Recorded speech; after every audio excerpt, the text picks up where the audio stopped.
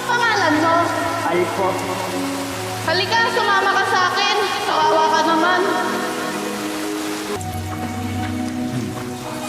Taga saan ka? Taga probinsya po. Paano ka napadpad dito? Kasama ko po kasi yung kuya ko. Tapos bigyan na lang po ako iniwan. Sabi niya po, mabalikan niya po ako. Pero di naman po pala. Kung sabi ko sa'yo, huwag mo nang tulungan yung bata na yan. Ning hindi nga natin kilala yan, di ba? Yan ang hirap sa'yo eh. Palaging ikaw yung nasusunod.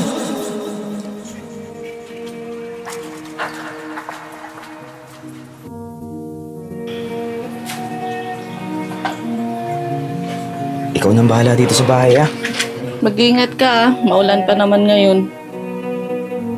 Tingnan mo si Alo, napakasipag niya.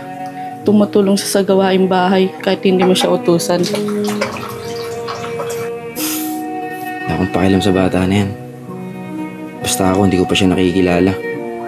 Hindi ako komportable na nandito sa loob ng bahay yan. Kung di naman dahil sa'yo, hindi naman ako papayag na nandito yan sa pamamahay ko. Alam mo, siguro kung nabubuhay pa yung anak natin, kasing laki na siguro niya. Sasabi mo. Sige na, Jonah. Alis na ako.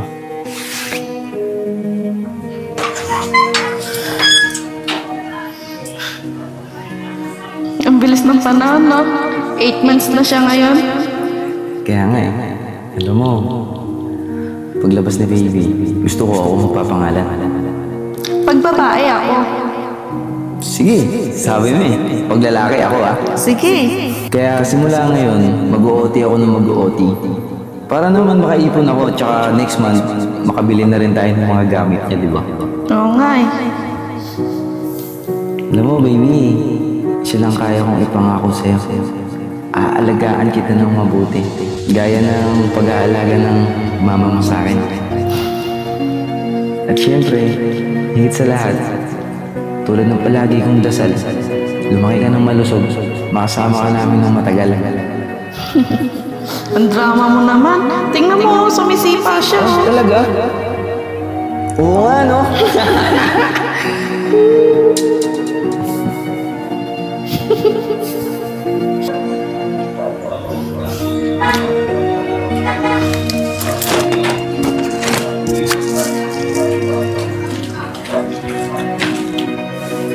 Al?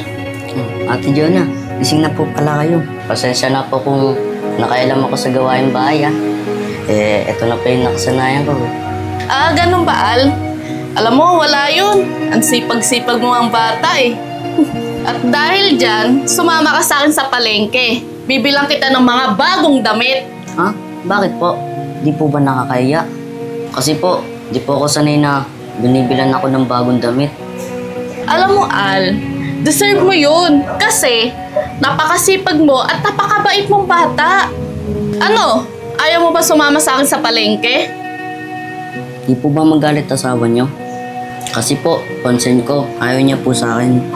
Ah, wag mo nang pansinin yun. Ganun talaga yun. Hanggang ngayon kasi, di pa rin niya tanggap. Ha? Alin po yung hindi niya tanggap? Al, alam mo ba? Nakunan kasi ako. Kasing edad mo na sana siya. Kung nabubuhay siya hanggang ngayon. Kaya simula nung nawala yung anak namin, hindi ko na maintindihan mga kinikilos ng asawa ko. Sa tingin ko po, hindi niya po tanggap ang lahat.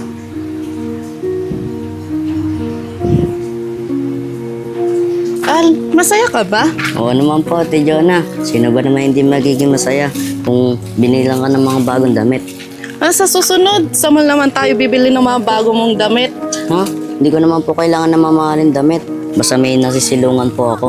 Natutulugan, kakainan, at may nag-aalaga. Katulad niyo po. Kaya po maraming salamat po. Kahit di niyo po ako katugo, tinuturing niyo po ako na parang isang tunay na anak.